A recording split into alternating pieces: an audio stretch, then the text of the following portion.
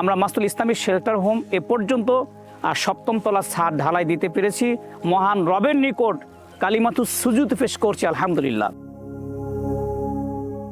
অসহায় এবং নির্যাতিত অবহেলিত মানুষগুলোর জন্য মূলত এই শেল্টার হোম নির্মাণ করার উদ্দেশ্য, যেখানে 1000 মানুষ একই সঙ্গে সেবা পাবে।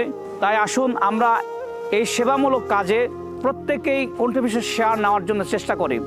দেশে যারা আছেন তাদেরকে আমি বলতে চাই, ভাই অসহায় মানুষদের জন্য কিছু করেন, এটাই কাজে লাগবে।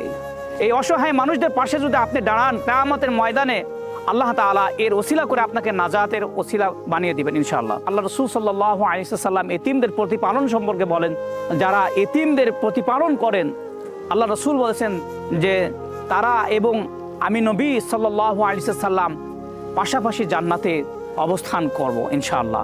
তাই আসুন এতিমদের পাশে আমরা দাঁড়াই, সমাজে অবহেলিত মা বাবার পাশে দাঁড়াই। যাদের মা বাবা নেই, মনে করেন যে আমাদের মা বাবা থাকলে তো তাকে সেবা দিতে হতো, সেই লক্ষ্যে এগিয়ে আসুন।